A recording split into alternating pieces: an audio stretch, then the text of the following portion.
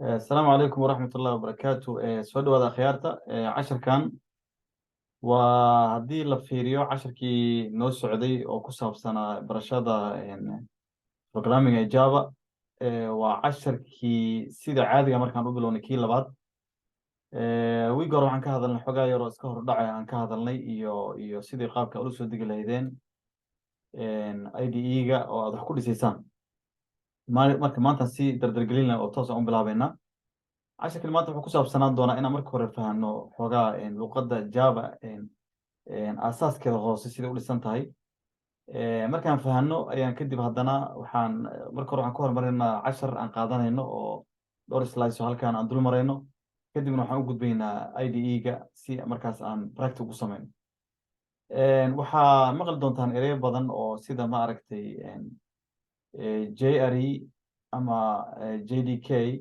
ama sida maaragtay IDE. saddexdaasba way soo laalaabtaan marka Java laga hadlayo. khaasatan saddexdoodaba waa saddex aan micnaha run ahaantii si application dhammaystiran oo micnaha dadku ay isticmaali karaan aad u soo saarto. run ahaantii waa inaad si fiican asaasaan u fahamsan tahay marxaladaha u marayo applicationkaaga dhisidiisa iyo qaabka wax isu qaadanayaan. marka kow waxaa jira waxa la yidhahda Java runtime environment. Java runtime environment waxa weeye markii applicationkaaga aad shido oo uu shaqaynayo. markii macnaha kaba soo qaad program baad samaysay. programkaagii markii uu bilaabo inuu interaction la sameeyo environmentiga ama meesha markaas ama Windows ha noqoto waxa ku isticmaalaysa ama ha noqoto Mac ha noqoto ama ha noqoto inaad ku isticmaalaysa Linux. barnaamijka aad dhistay inuu shaqeeyo run ahaantii hawada macnaha si caadi u shaqeeyo. macnaha Java runtime environmentiga waa meeshaas ay ku dhex shaqeynaysa waa markaas waa ugu next slide baan si fiican u fasiri doonaa. laakiin Java runtime environment waa markuu barnaamijku la dhaho go uu dhaqaaqo uu shidmo uu socdo ayaa runtime environment leedahay. JDK oo kan ku xiga Java development kit baa lahaa. laba nooc baa jira, midna waxaa la dhahaa JDK, midna waxaa la open JDK. marka haddaan hadda aan saan dhaho mid waa JDK, midna waxaa la dhahaa open JDK. intaan labadooda kale sheegin, JDK waxa weeyaan waa toolka ama qalabkii dhammaa oo aad khasbiyan u baahnayd si aad application u samaysid. macnaha waxaan ka wadaa Java development kit waxaa laga wadaa waaba wixii aad wax ku dhisi lahayd meesha kala soo bixi lahayd waay. hadda aad farsamo yaqaan tahay oo derbi dhisaysid ama albaab samaynaysid, waxaad u baahan tahay kashawiito, waxaad u baahan tahay alaab wax lagu furi lahaa, waxaasoo dhan. marka qalabkii dhammaa waxaad ku dhisi lahayd meesha ku jiran ayaa la Java development kit JDK. marka hadda wiigi hore markaan setupka sameynaynay waa Linux aan soo dejinaynay barnaamijka la yiraahdo IntelliJ. waxaan u malaynayaa qaarkiin in idin shaqeeyo waa dhici karta oo marka qaarkood aad uu idinka codsaday inaad JDK-na la soo degtaan. JDK marka waxaa laga soo degaa Oracle. marka JDK waa meeshii toolska dhan ku jiran wax lagu dhisi lahaa. marka JDK waxaa iskale Oracle. JDK-gan waxaa license ahaan u leh, ma ahan open source, ma aha, waa wax ay iska leedahay Oracle, laakiin adiga waxaa lagu ogolaya inaad wax ku dhistid. mid kale jira asagan la dhaho open JDK. kaas isaga cidna ma leh, waa macnaheed waxa weeye waa open source la version dadka oo dhan buu ka dhexeeya, cid sheegata ma jirto toos ah. marka JDK haddaan maqalno waxaan u fakaraynaa waa Java development kitkii, waa wixii dhan wax ku dhisi lahayd waay. waxaa kaloo maqli doontaa erey leeda IDE. IDE oo loo soo gaabiyey integrated development environment. waxaa loo soo gaabiyey development integrated development environment. macnaheedu waxa weeye waa barnaamijka dhan wax lagu dhisaayey. tusaale waxaa ka mid ahaa IntelliJ-ga maanta aan isticmaalaynay. IntelliJ-ga maanta aan isticmaalaynay ayaa wuxuu yahay development macnaha environment. waa meeshii wax intaan furano aan program ku dhex qorayno waay. marka keligii ma jiro, Eclipse jira, eclipse waa jira waxaa jira eclipse waxaa jira barnaamijyo badan waxaa jira java lagu dhiso laakiinse mostly waxaa popular ah aada loo yaqaanaa waxaa la yidhaahdo barnaamijkan la yihahdo IntelliJ marka hadda aan kusoo celiyo JRE oo Java Runtime Environment ah JDK oo Java Development Kit-ka ahaa iyo IDE-ga wax ku dhisaynay intaas badanaa waa lasoo gaagaabiyaa ma marka qaarkood waa maqli doontaan meelo badan baa ku maqli doontaan marka taas waa ila fahanteen allahu mustacaan waxaan u gudbaynaa next slide da aadna waa kanaa marksaan isu haystaan adiga waxaa samaysaa barnaamij baa dhistaa waxaa ku dhisaysaa marka ugu horeysa waa IDE-ga waa qalabka ku dhisaysana waxaa kasoo qaadanaysaa waa JDK-ga motorka dhamaa waa kan lagu dhisayay okay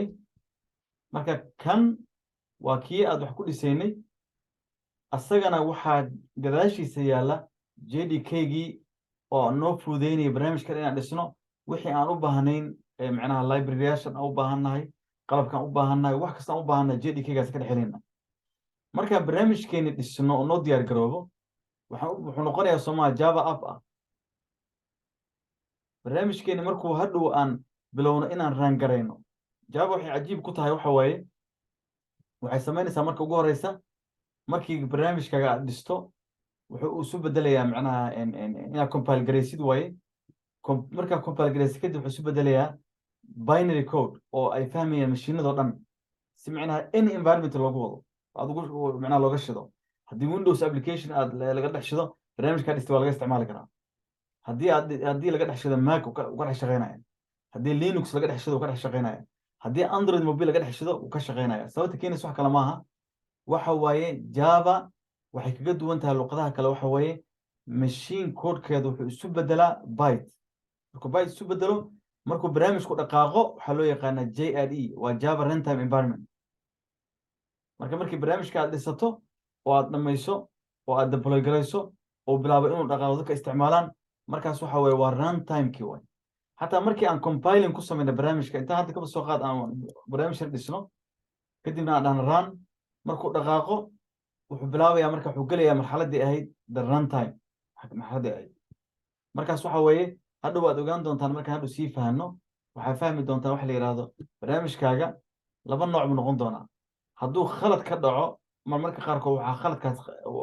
macnaha errorkaas ka arkaysaa compile time-ka waa marka uu barnaamijka la dul marayo machine code dul maro uu fiirinaya khalad inuu ku jiro compile time-ka haddii compile time-ka khalad uu soo heli waayo khaladaha qaarkood waxay soo baxaan on the runtime hadduu runtime kaaga soo baxana markaasna waxa way iyadana way dhacdaa inuu runtime ka soo baxo labadaba si loo handle garayo qofka markuu cabaar programming uu hadda aan qorno ayaan fahmi doonaa laakiin calaa xaaladda waxaan muhiim inaad fahantaan IDE-ga oo barnaamijka isticmaalayna ah JDK waaba qalabka dhamac ku dhisaynay iyo Java Runtime Environment-ga markuu macnaha barnaamijka uu socdo way okay next slide haddii wax su'aal ay sii okay waxaan u gudbaynaa sawirkan waxaan u gudbaynaa waxaan hadda gelaynaa waxa la yiraahdo prefix iyo postfix operators oo ka mid ah Java marka calculation la sameynayo waliba muhiim jiddan ay tahay in arrinta laga fikiro macnaha hadda barnaamijkii baan samaysanaynaa Java class zero main la dhaho kadib waxaan samaysanaynaa variable aan leenahay some value aan u bixinay magacaas aan u bixinay laakiin type-kiisu uu yahay int kadibna waxaan ku dhex shubanaynaa number isla markaa waxaan sameynaa marka system out println marka waxaa arki doontaan plus haddii laga hormariyo waa xisaabta markaa xisaabinaysid prefix-ka iyo postfix-a la kala lahaa marka practical aan ku samayn doonaa macnaheedu waxa waaye tiradan haddii plus laga hormariyo waxa waaye waa incremation ku samee oo macnaha hal ku dar haddii 5 ahayd 6 bay noqonaysaa plus kasa sheegaya haddii minus aan ka hormarin lahayn 5 waxay noqon lahayd 4 okay meesha waxaan sameynay isla value-ga wax ka bedelnay halkaan ahaa 6 buu hadda soo ma asagii ma hadda marad soo integrate intuu iga soo baxay marka waxaan hadda fahmayna waxa la kala dhaho prefix iyo postfix waa marka xisaabaadka laga hadla operators da maqashaan badan oo xisaabaadkana waxay u kala baxaan waa taqaanaan plus minus ku dhufo u qaybi iyo waxaa jira percentage tan ah oo modular loo yaqaano modularka marka asaga waa gelayna asagana marka modular ay dhahaan laakiin waxa laga wada waa fahmi doonaa okay waa casharadeenna ku saabsanaan doontaa maanta aan hore usii soconno waata waxaa idin kala sheegayay waxaa la dhahaa xisaabta marka la isticmaalayo jawaaba lambarada haddii plus pluska lagu hormariyo ama minus minuska lagu hormariyo variableka waa post fix way haddii laga dimariyana waxaa loo yaqaanaa prefix waa kala garan kartaan post waa horteeda prena way ka dambeysaa way marka post fix prefix macnaheedu waxaa waaye waxaan waxay qabtaa waa sheegi doonaa laakiinse waxaan rabaa inaad terminology ila fahantaan post fix oo markaan ka hormarino kana waa markaan ka dimarino way ku dhufo waxaan halkan u naqaanaa multiplication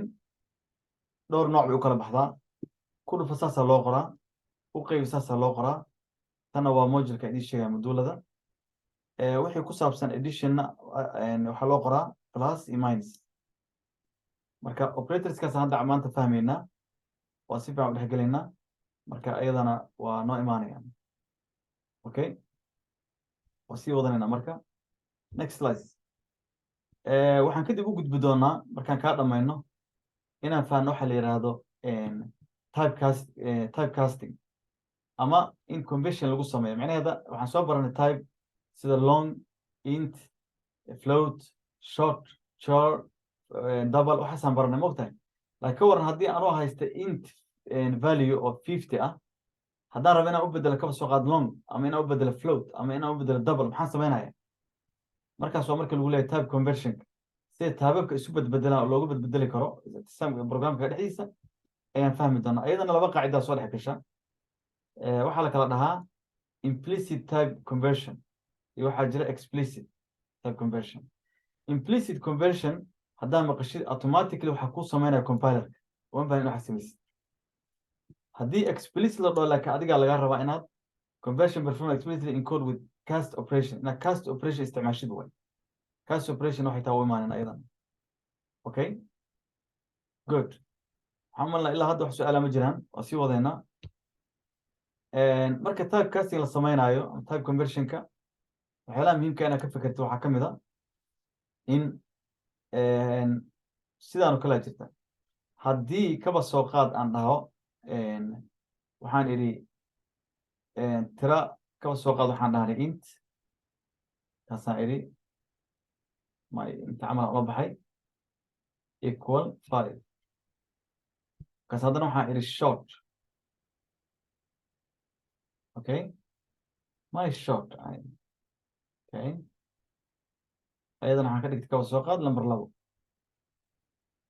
okay kana waa typekiisa waa short kana waa int haddaan rabo inaan isku daro labadooda oo aan dhaho 5 haddaan dhaho kaba soo qaad kan waxaa la magaciisa my short kana waxaa la my int haddaan dhaho my short my int waxaad igu dartaa my short okay labada isugu keydar maxaa u malaynaysaan resultiga meeshaan ka soo baxay taagku noqon doona maxaa waay سعيد maxaa u malaynaysaan meeshaan ka soo baxay muxuu noqon doona sababta laba type oo kala duwan baan isku darsanay ma ogtahay resultiga ka soo dhawan doona taabkee buu qaadan doonaa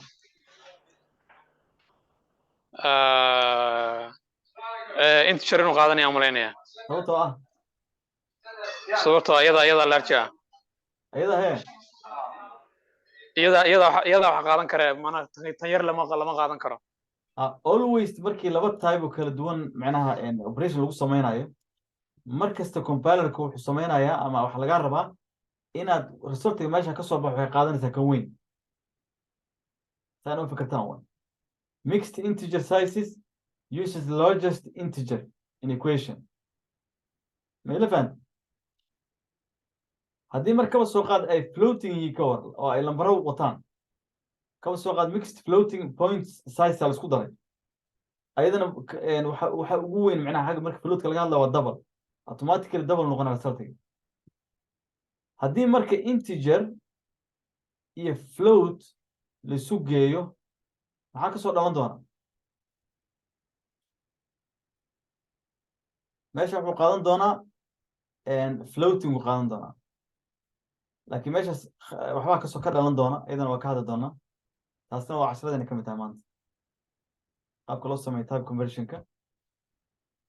saan oo kalea jirta haddaan fiirino haddii aan samayno type weyn anoo haysta kaba soo qaad waxaan haystaa int haystaa markaasa waxaa u bedeshay short macnaheed waxa waaye adigoo weel weyn wax kugu jiraan baad wixii weynaa waxaa taa isugu geyso weel yar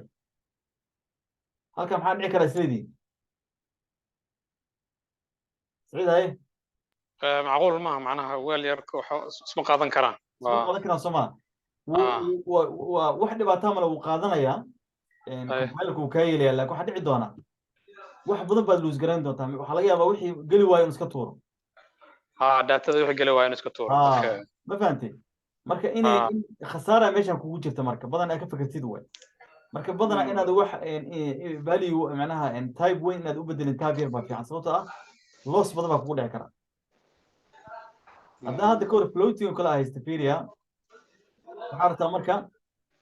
floating point baa rabtaa adoo float haysta ayaa waxaa u bedeshay int kana waa float waxaa dhici doona wixii coma ka dambeeyo dhan decimaliska dhan buu tuuraya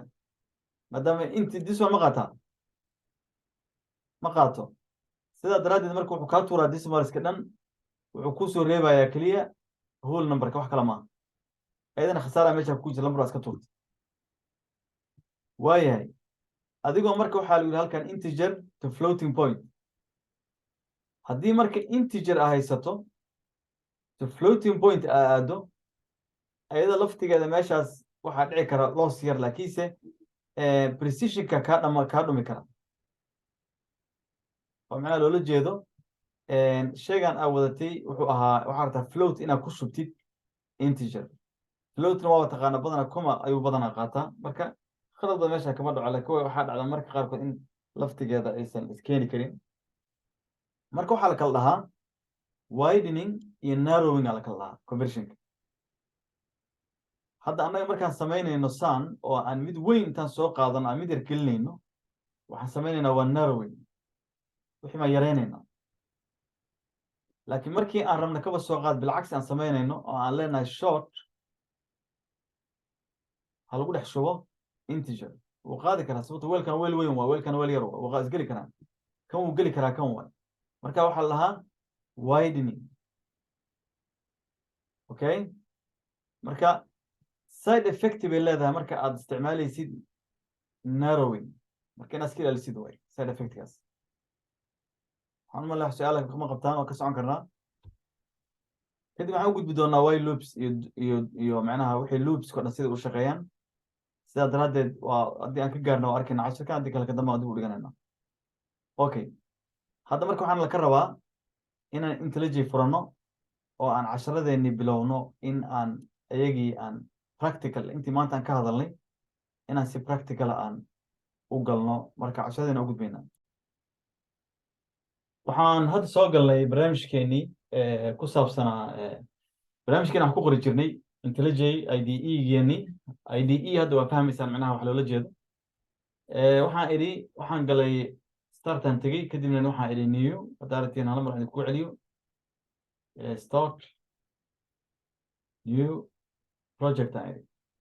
marka projectgeena caawa waa casharkeenii labaad marka waxaan u bixinaynaa waxaan ka hadlaynaa waxaan leenahay waa casharkii labaad okay casharkii labaad waaye waxaan ka hadlayna waxay ku saabsan yihiin waa tii aan hadda ka hadlaynay oo ahayd prefix iyo postfix and prefix iyo postfix labadaas ku saabsan yihiin casharkan marka locationkan wax ku save garaysanayo casharadeenna dhan wax noogu save garaynaya aniga qof walba uu meel buu samaysan karaa aniga marka waxaan samaystay folder la yiraahdo halkaan ay ugu jiraan folderadayda haddaan u samayn karnaa si hadhow haddaad u baahataan aan usoo geliyo meesha la yiraahdo waxaan leenahay java 11 okay halkaas casharadan ku gurayna waxaad ka dambeeya okay locationkaasaan dalbaday languageka waa java build systemka waa maven halkaana waa inaad waxaad qaadataa markaas jdk-ga jdk-na waa ka hadal marka waa fahmi kartaan hadda waa tooliska wax lagu dhisaayo marka waa inaad halkan ka dalbatid waay tooliska inaad haysatid waay create marka alright waxaan dhenaa marka new window maadaama ani hadda wax kale igu furnaa oo aan ku shaqaysanayay okay shaashadeedan ma ujeedaan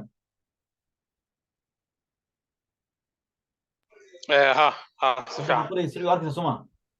si fiican baa ku jeeda wadax weeyaa okay very good hadda waxaan qoray ma arkaysaa github.com/abdi calool saas ah meeshaan fiiri halkan waxaan qoray ma arkaysaa halkan xagee isug marka hal mar baan ka baxayaa soo garaacay aan aad ii jeedin kan waay hadda arkaysa soo ma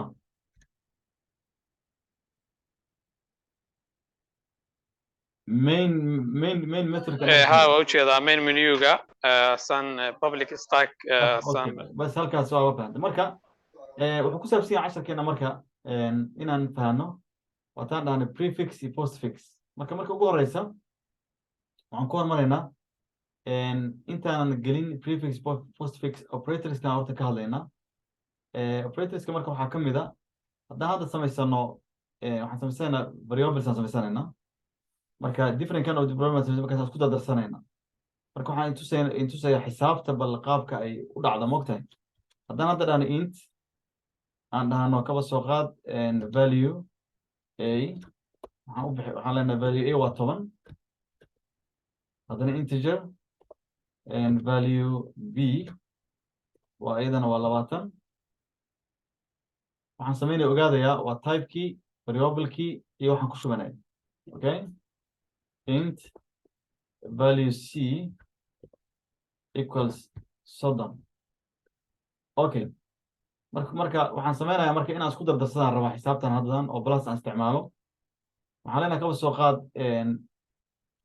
int result waa meeshaan ku shuban lahaa markaan isu geysto kuwan haddaan marka sidaan dhahno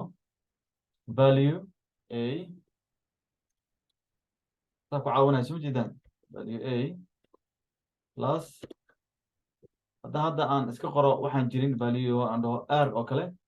wuu diidaya compiler markiiba uu kaa qabanaya waayo sababtoo ah variable magacaas le meeshan kama mid ah okay marka waana qornaa value b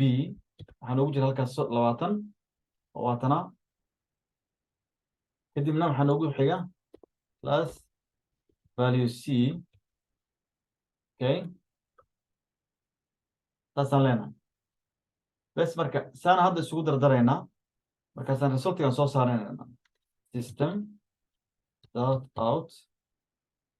print ln kadibna halkaas waxaan soo gelinaynaa waxaan dhihi karnaa tirada totalkeeda waa bas halkan waxaan leenahay plustaas waxay sheegaysaa plus waxaa lagu qoraya meeshan java waxay leedahay waxa loo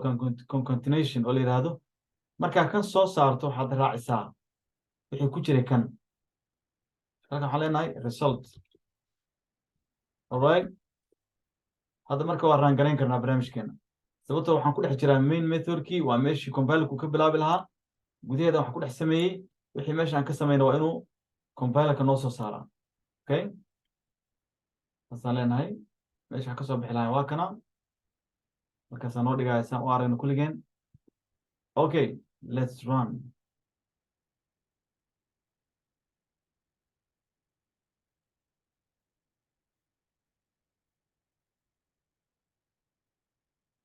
okay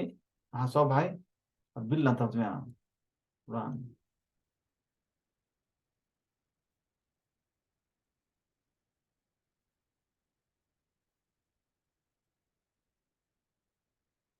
اوكي زدنا وصبح 100. اوكي بالله كتير يعني.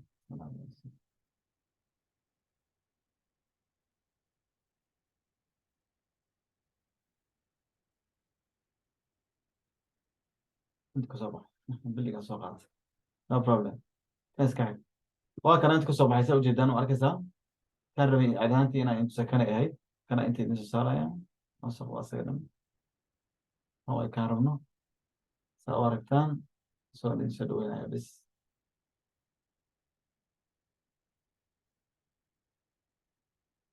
كان كسان دقائق سأوركتان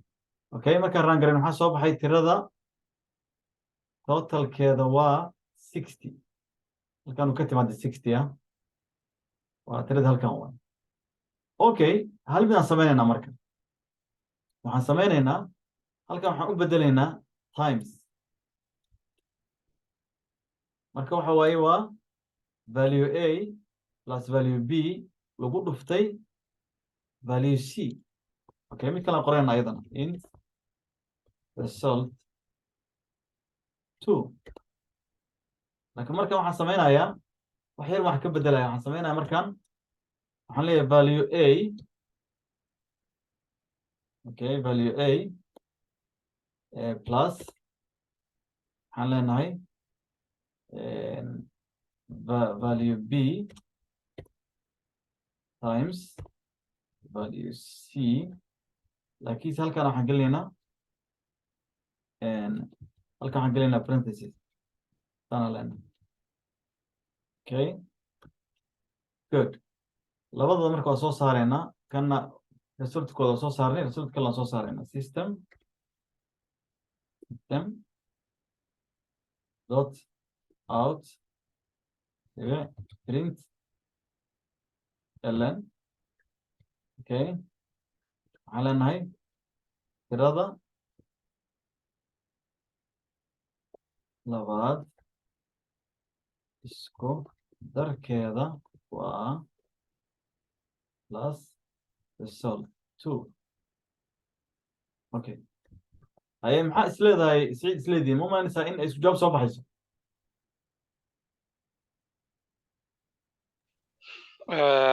may marka hore wuxuu isku dhufanayaa labada tiro oo b iyo c ku jira kadib wuxuu ku darayaa tirada oo sama way ka badanaya marka intaa ya tama ka wadaa meetan kale okay tirooyinkan noo yarayna horta 6 aa leenahay kan waxaan ka dhigaynaa saan xisaabta markii u xisaabino kanna waxaan leenahay waa good kanna waxaan leenahay 3 very good okay ma waxaa leedahay marka wuxuu halkan horta aan wadno rana leenahay waxa dhaca fiiriya ran xaggaana ka soo baxaysaa fiirsada marka tirada totalkeeda waa 12 wiil ya macnaha wuxuu isku dhuftay 3 iyo 2 kadibna 6 buu ku daray okay very good muxuu sameeyey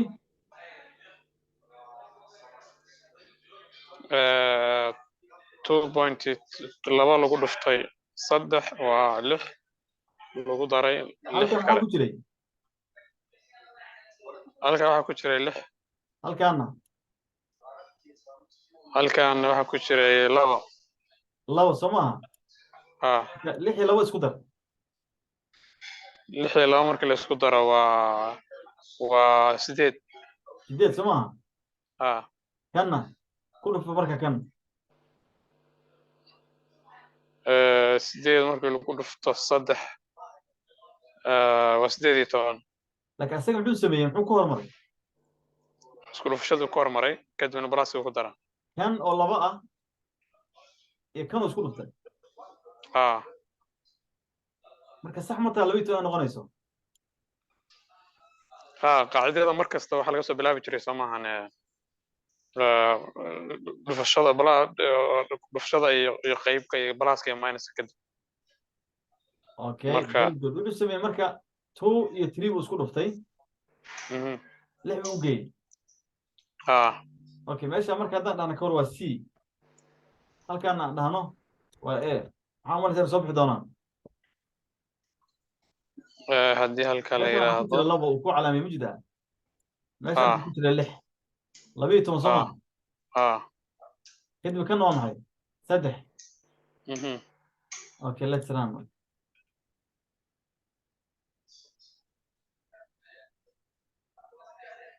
مسحسين مش غلطين. صح ويا شانيتون.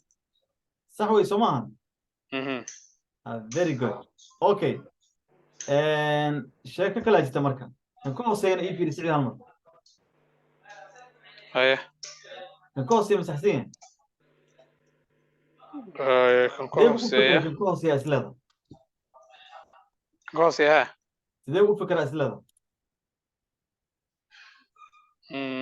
كان كوسية اوكي مركان كان كوسين ومعناها وسكو دري معناها اه اسكو بقول فكري بس اسكو بقول فكري isku si uu fakara umalaynaya ما دام هذا برنتس انجليني برنتس كان محو نوتراي مركان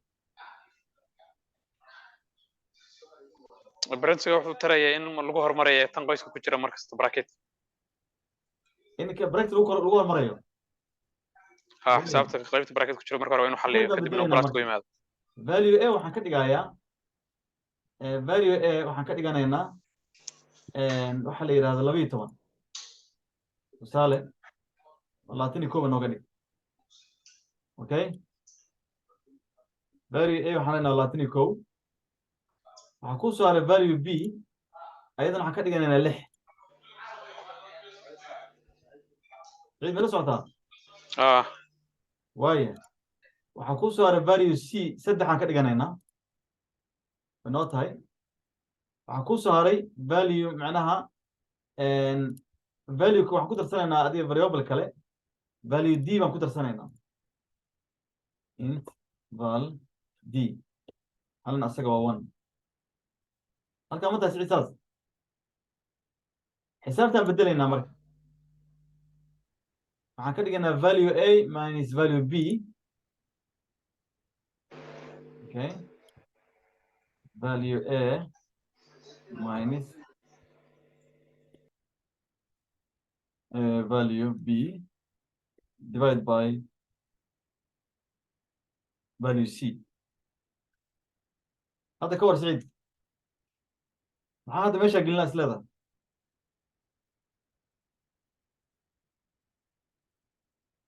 tan koowaad تنا إسلا إيدو كلام كده جايا أنت أنا سوكو بيستنا إسوقيا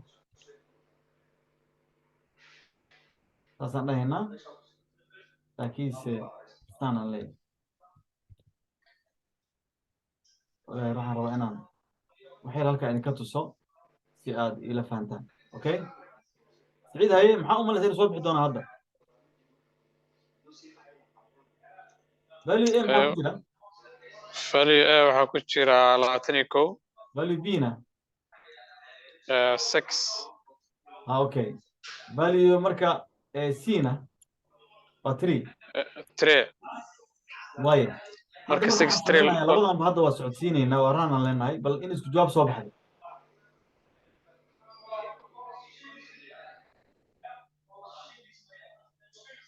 maxaa isbedelay tan koowaad 19 buu soo saaray wuxuu soo saaray in resultigu uu yahay 19 kanna wuxuu soo saaray resultigu inuu yahay 5 laakiin isku lambaradii baan haysanaa parentheses keliyaan sameeyey aniga hadda wax kalama samayn okay maxaa dhacay sida Saciid tan hore wuxuu u fakeray 6 loo qaybiyay 3 waa 2 laga jarayna waxa waaye 21 waa 19 waa sax tan hoose wuxuu u fakeray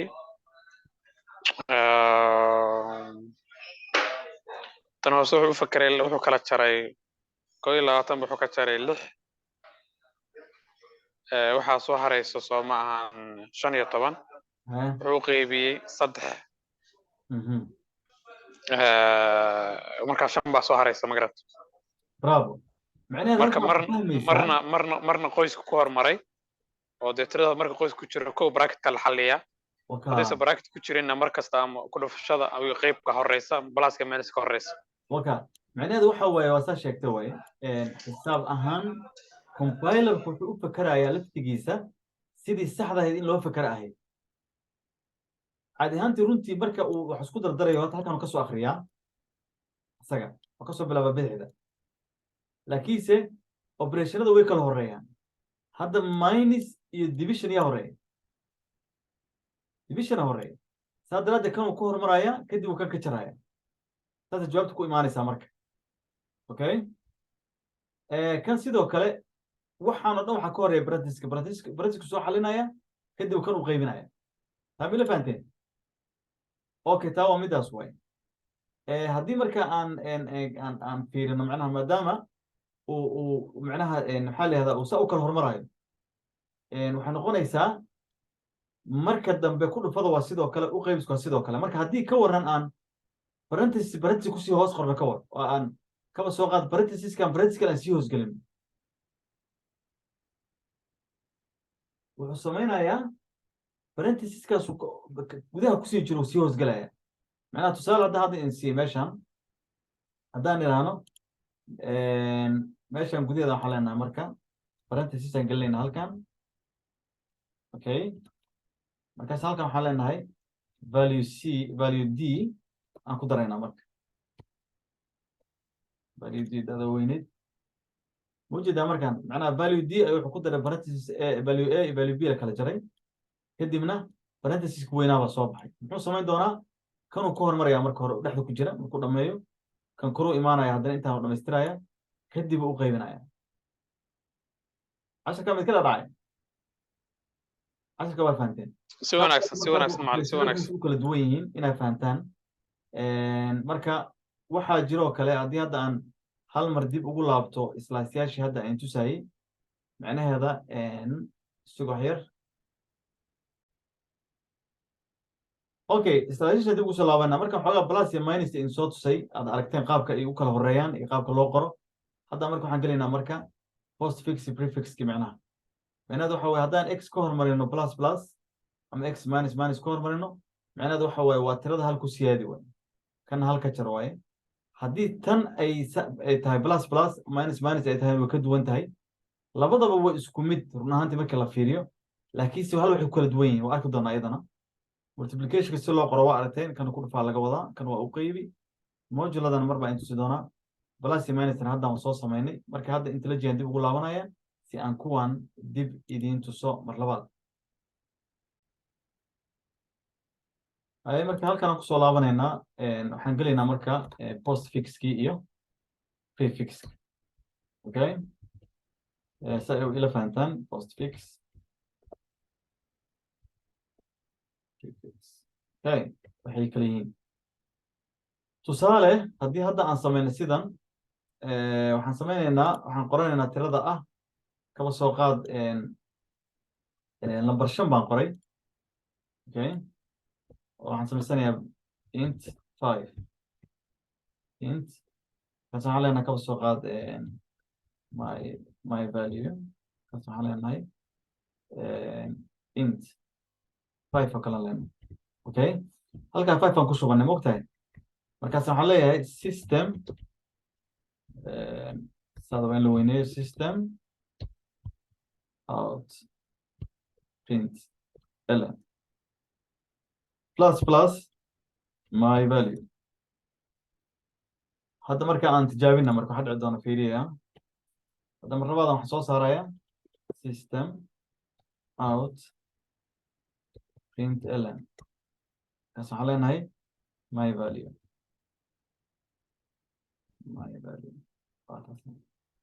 macnaheeda tiradeydii waxay ahayd 5 bay ahayd plus baan ka hormariyey oo ay macnaha waxaan ka wadaa plus taas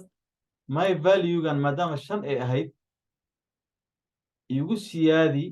1 okay igu siyaadi 1 macnaheeda marka waxaa la rabaa inay soo baxdo halan ka soo baxdo 5 bay ahayd halkan marka hal igu siyaadi waayo waa 6 halkan marka waa inay kana waa inuu printigaana soo saaraa 6 kana waa inuu soo saaraa 6 maadaama kanuu ka soo qaatay oo jaal soo bedelay let's run it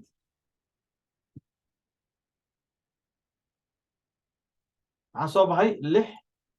iyo 6 okay شنا هيسني بلاس بلاس تان كورمري معناه waxa way tiradii meeshan ku jirta hal ku siyaadi 6 bay noqotay waa ta 6dii haddana isla iyadii aan soo saaray 6 okay minus minus aan kormarayna okay minus minus aan kormarayna hadda maxaa isla siciid soo bixi doona afar maadaama hal baan ka jarayna soo waa iska qaacidadii hal baan ka go'aysa afar afar soo baxaysa good way صح waa sax siciid next aadayna marka int my value okay waxaan dhahaynaa my value 2 aan la baxaynaa maadaama magacan waa la haystaa ma ogtahay markaas waxaan gashanaynaa 5 aydan haddana system out print ln okay good my value 2 markaas waxaan samaynaa hadda waa ka hormarinaya hadda plus plus aan leeyahay okay haddana waxaan soo saaraya system asagii markuu isbedelay kadib out dot println markaas waxaan leenahay my value 2 okay سعيد halkaa ma arkaysaa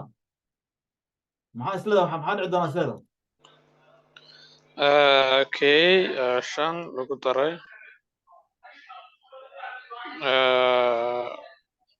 waa isla intii haddan dhahay ugu malaynayaa waa 6 baa soo baxay sooma 6 iyo 6 let's run it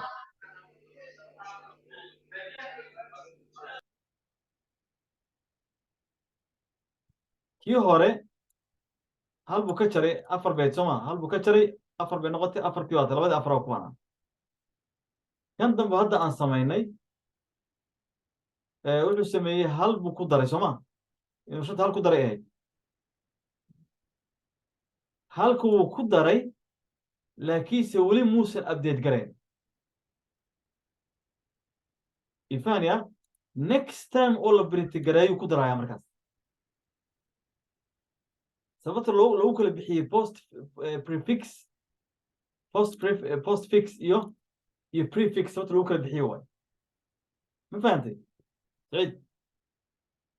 okay marka post prefix waxa waaye waa gadaalka ka dar waaye resultiga markii la soo saara hal ku dar probio macnaha postfixka post haddaan maqasho macnaheedu marka hore ma ku darayo kan hadda waa postfix waay kan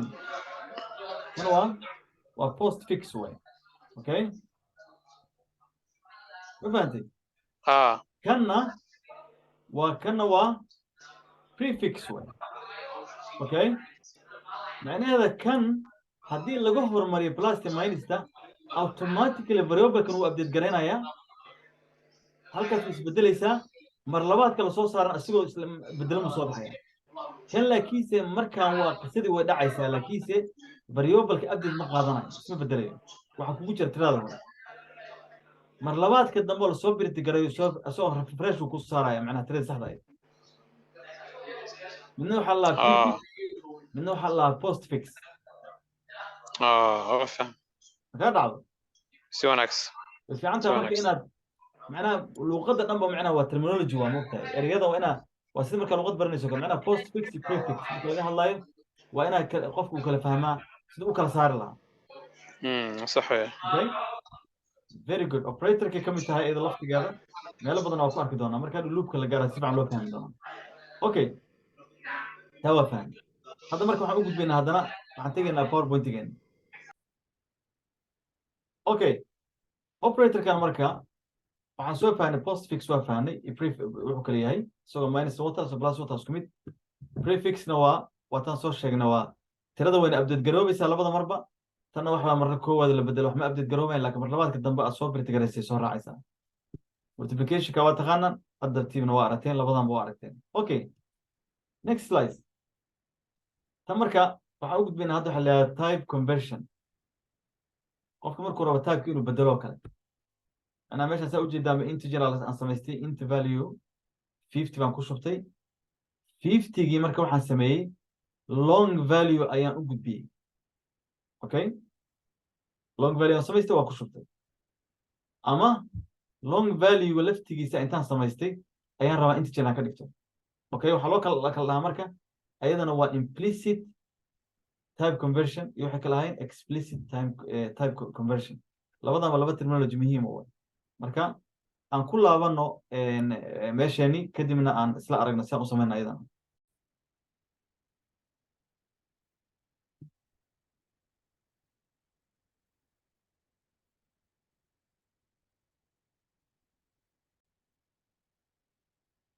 okay typecasting sidaan usoo baranay waxa waaye macnaheeda waxa waaye kan oo integer ah ayaa waxaan u bedelnay long marka compilerku wax dhibaataa ma ku qabsanaya mana ku dhahayo maadaama shay yar ayaa shay weyn u bedelaysaa laakiin markaa shay weyn haysato long iyo int long baa weyn tiro longa marka haddaad rabto inaad u bedesho integer waa inaad typecasting samaysaa macnaha value waxaa soo qaadanaysaa variableka kadibna inti baa ka hormarinaysaa implicit conversion haddaad maqashid waa midkan kore automatically waa shay yar baa shay weyn ku shubaysaa explicitna waxa waaye waa shay weyn ayaa rabtaa inaad shay yar ku shubtid taas marka macnaheedu waxa waaye typecasting waa inaad samaysaa macnaha typeka aad u bedelayso inaad ka hormarisa okay next aan gudbaynaa markan waata haddaa sheegayna halkan marka lagu leeyahay implicit type conversion waata haddaa sheegay mixed integers sizes haddii marka mixed ayadoo ah integerska aad rabto inaad macnaha aad bedesho tusaale ahaan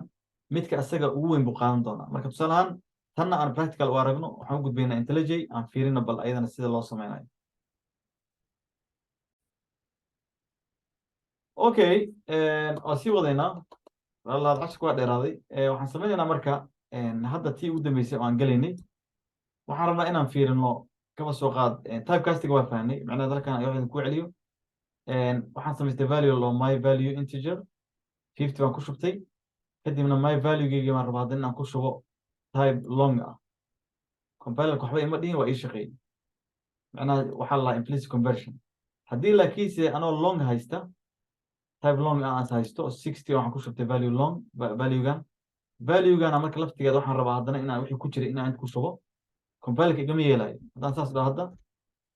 waan dhaho kan halkan ku shub ma yeelayo sababta wuxuu leeyahay fiiriya required type waa int adna waxaa keentay provided long macnaha waxa wax ku shubaysa waa int adigana long baa la timi wuxuu kugu khasbaya waxa la dhaha marka inaad samaysid waxa la typecasting inaad samaysid way waa typecasting si u sameynaa wax kale ma sameynaysid tirada waa in la bedelaa long laga bedelaa int loo bedelaa kaliya wax kale ma sameynaysid laba parentheses int waa dhamaatay hadda uu naga yeelaya okay ten hadda u gudbaynaa oo dambe hadda aan tusayay kaba soo qaad waxaan leenahay int a waxaa ku jira 6 short waxaa ku jira 4 okay short main oo bixina way b waxaan leenahay 4 okay kadib waxaan rabaa inaan isku daro intii labadaas tiro aan isku daraan rabaa waxaan leenahay marka labadan tiro waxay kala ahaayeen saa ujeedaan labadan tiro waxay kala ahaayeen a plus b sooma a plus b okay marka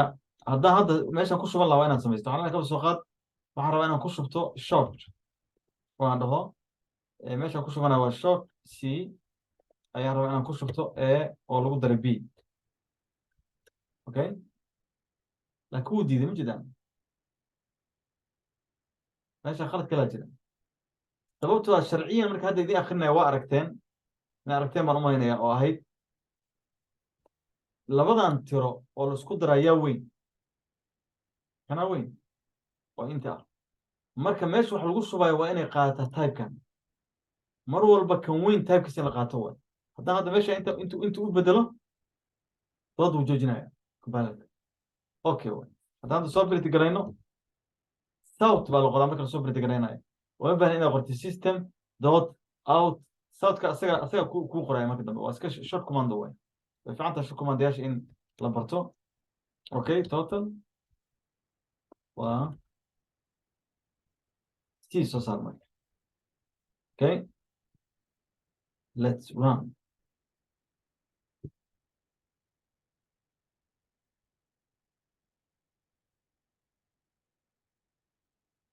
total waa 10 uu isku daray waa noo soo saaray haddii aan qaato short type-ka wax lagu subanayo wuu diidaya maadaama waxa waa mar walba wuxuu qaadanaya asaga midka labadooda weyn waa inuu qaataa okay aan floating fiirina marka tusaale soo qaado waxaa leenahay tusaale float alright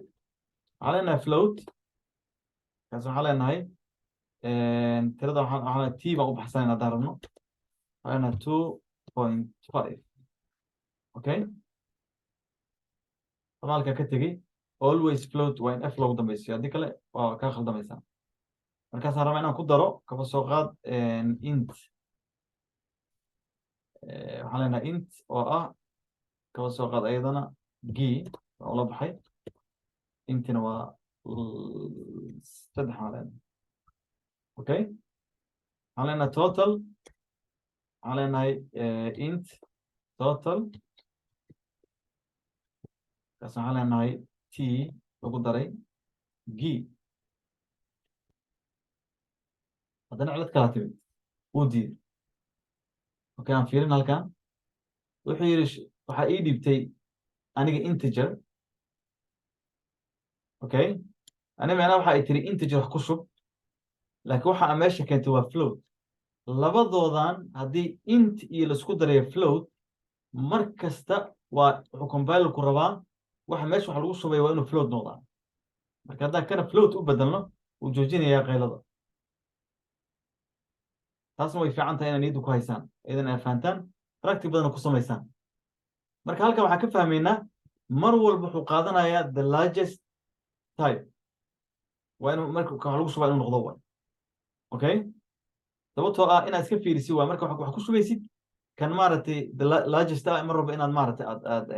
aad ka dhigatid waa okay casharadana maanta intaas ku saabsan yihiin marka waxaa muhiima in aan hal mar powerpoint aan ku celinahay inta aan dul marnay si ay la socotaan waxaan rabaa intaa maanta sameeyo kale inaad samaysaan oo beri ka maalin markay xisaabaad soo galaan casharadeena macnaha markaan programmo samaynayno inaad fahansantihiin waxaan samaynayo markaan typecasting samaynayo markaan maaragtay aan samaynayo maxaa la ii sheeg operations kala duwan aan qaadanayo waxaasoo dhan inay ila fahantaan muhiim jiddan waaye markaan isticmaalayo prefix post prefix waxaasoo dhan inaad fahmi kartaan okay markaan dhahayo shay markaan dhaho kan waa implicit ama waa explicit waa inaad fahmi kartaan wax loola jeedo okay halkaas ayaan casharkeena maanta ku ekeysiinaynaa wajazakum allahu khayr wabaarak allahu fiik waaxsan allahu ilayk waxaan insha allah rajeynaya inaad ka faa'idaystaan wassalaamu calaykum waraxmatullaahi wabarakaatuh